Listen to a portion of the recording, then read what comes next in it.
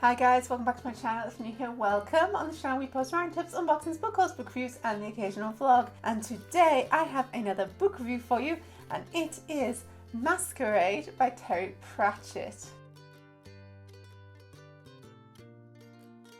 If you are not new to my channel, you'll know I'm trying to read the Discworld series in order and I'm trying to get to the Hogfather by Christmas this year, which is 2023. So we've read Maskerade and this is my review on this one. Before we get into that review, don't forget if you like what you see to subscribe to this channel. Your continued support means a lot, so thank you guys so much. Alright, first of all, this is a older copy of Pratchett. So Matt's grandma actually collected Pratchett's and Matt inherited that collection, which has joined my collection. So I believe this is a first edition from 1995. Slowly trying to get there. And normally with the Pratchett books, if we have a first edition, I would buy or read the paperback version. We don't have the paperback version and we didn't buy it this time, mostly money related issues. But also we can't decide if we should keep doing that or if we should just read these ones. I don't know, what do you guys think? Is this like, do we need to protect it? What do we do? As always with my reviews, I'll read you guys the blurb first. The Opera House, Ankh-Morpork. A huge, rambling building where masked figures and hooded shadows do wicked deeds in the wings. Where die and the death on stage is a little bit more than just a metaphor. Where innocent young sopranos are lured to their destiny by an evil mastermind in a hideously deformed evening dress. Where there's a couple of old ladies in pointy hats eating peanuts in the gods and looking up at the big chandelier and saying things like, "There's an accident waiting to happen if ever I saw one." Yes, Granny Weatherwax and Nanny Og, the Discworld's greatest witches, are back for an innocent night out at the opera. So there's going to be trouble, but nevertheless a good evening's entertainment with murders you can really hum. How good does it sound? So it's one of the witches books. It does have some reviews on here, obviously they're from 1995, but The Guardian says there's no fate that cannot be overcome by Pratchett converting it into a character and inviting it out for a swift half. Starburst says you don't become the country's biggest selling fantasy author without being good. In fact, the old cliche "he keeps getting better and better" springs to mind. Irish Times, his main strengths are bristling dialogue, a wonderful disdain for sensible plots and boisterous games with language and structure. The Daily Telegraph says he is screamingly funny, he is wise, he has style. And finally, Mail on Sunday, a brilliant storyteller with a sense of humour that is as celebratory as it is caustic.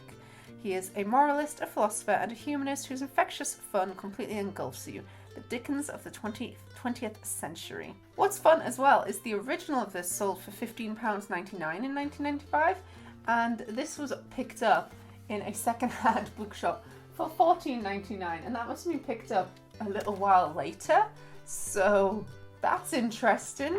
I guess he hadn't passed away at this point. On the back it does say, from the Independent, Pratchett is as funny as Wodehouse and as witty as Waff. Don't know who they are. But there's a great picture of Pratchett in the back with the mask of the Phantom of the Opera. It's so cute. And then if we take off the dust jacket, it is just like a very dark purple or red with gold filaments. As always with my book reviews, I will do spoiler free first and then I will give you a spoiler alert to warn of any spoilers if you haven't read this book or you don't want to hear any spoilers.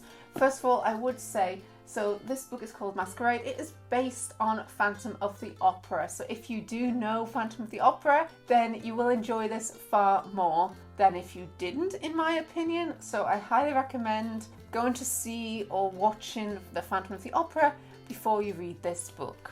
Let's begin with some quotes. So my first quote is on page 10. Young Verence had sent off for a helpful manual. It had pictures in it and numbered parts. Nanny knew this because she had sneaked into the royal bedroom while visiting one day and had spent an instructive 10 minutes drawing moustaches. Even though Nanny had heard that Verence had been seen inquiring of people where he might buy a couple false moustaches. It would not be long before Margaret was eligible for the second category. So this is referring to Margaret, who was one of the witches who is now being married to the king, and the witches are designed on the old witch type. So you have the mother, the crone, and the maid. So Margaret was the maid. Nanny is joking about how she'll no longer be a maid for long because she found a useful book with, I guess, various sexual positions in it, and presumes that they're trying them, although they seem to be confused about the mustache. What I like about the quote from page 10 isn't just that it's a funny situation.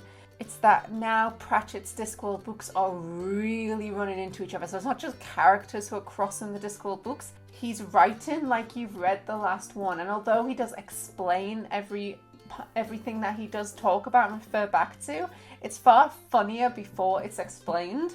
So he's now really bringing back old stories and old jokes, which I absolutely love. On page 17, presently, Grubo awoke, stretched, yawned, and hopped silently onto the floor. Then the most vicious and cunning pile of fur that ever had the intelligence to sit on a bird table with its mouth open and a piece of toast balanced on its nose vanished through the open window. Grubo! I love Grubo so much. And on page 73, I haven't written the quote, but there's another flashback to a previous witch's book regarding Grubo. I won't say the spoiler necessarily of it in case you haven't read it, but it's good, guys. It's a good one, and I'll just say lacks fur. That's your hint. On page 59, if you wanted a quiet retirement, Mr. Bucket, you shouldn't have bought the opera house. You should have done something peaceful, like alligator dentistry. Again, it's just fantastic, because I mean, it's true.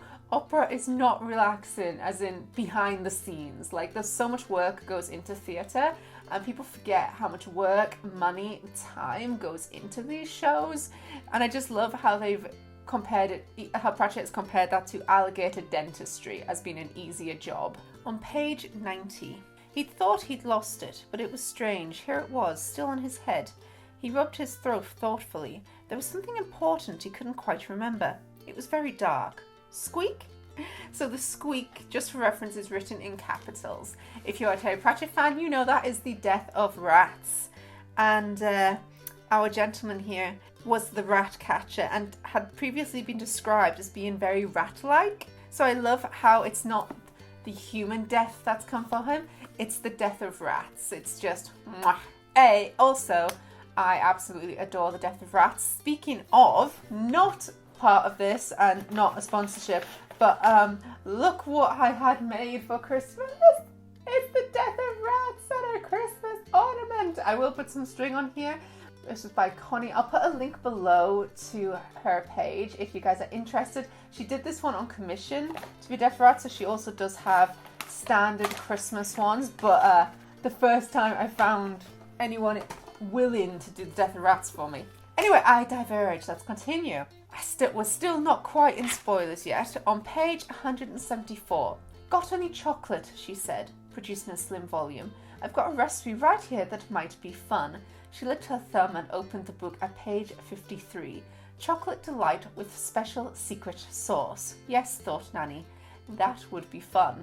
Now, after this point, I'm going to say spoiler alert, but for now, just know that that quote will make so much sense to you when you read this book, and what is about to ensue is, I mean, I guess it's below the table humor, but oh, it's worth it. It's very good. So I'm going to say spoiler alert here. I only actually have 3 more quotes, but spoiler alert, if you don't want to see any spoilers from this book, skip to this time here. See my overall review, spoiler alert.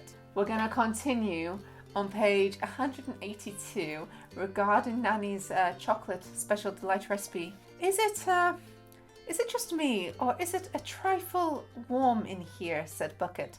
Salzella had gripped the arms of his chair. His forehead glistened.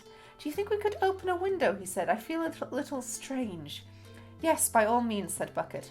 Salzella half rose, and then a preoccupied expression suffused his features. He sat down suddenly. No, I rather believe I'll just sit quietly for a moment, he said. Did your mind go there? Because mine did. Below the belt humour. We all know that Nanny Ogg's recipe is from her special book where everything is related to sex. Everything with Nanny Ogg is related to sex. So this chocolate dessert is some type of aphrodisiac. So Salzella has stood up and then very quickly realised he's not in a position to walk around the room in company. And I just love it because it's not shown. Pratchett doesn't tell you what's going on in the trousers, but you know what's going on. Page 203, Grebo's human again! When he smiled, he exuded an easy air of undistilled, excitingly dangerous lavishness. He could swagger while asleep.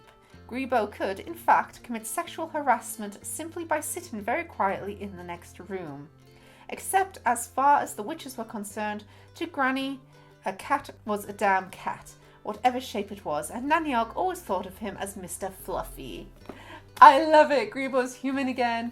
I adore Grebo being human. I just find him so funny and so true. You really do picture him being very luscious in a bedraggled, scarred, dirty way.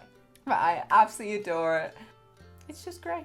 And my final quote, page 222, the stagehand ran on in a trail of sparks, leaving the yeast of rumour to ferment in the ready dough that was the chorus.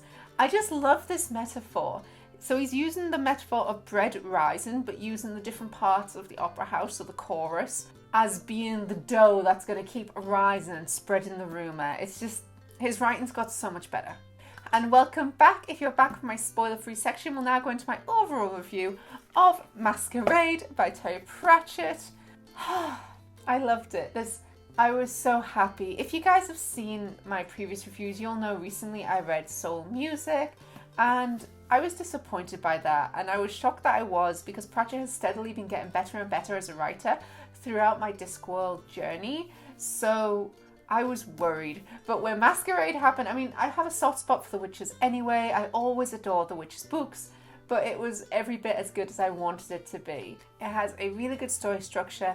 As always, fantastic characterization. His plot has really improved, so it actually follows one now.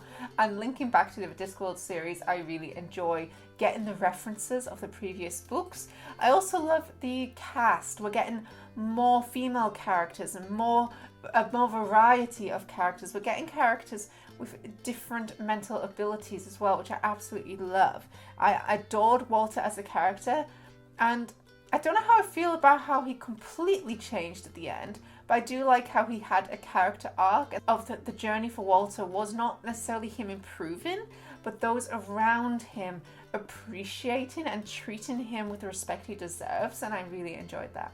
But that is my review for Maskerade by Terry Pratchett. And thank you guys so much for watching. I hope you enjoyed this video. If you like what you see, don't forget to subscribe to this channel. If you guys see as soon as I upload, click the little bell down below. You can also follow me on Instagram, Facebook and Tumblr. I post my bookish pictures as well as my writing tips and unboxings on there. And thanks for watching, guys. Bye!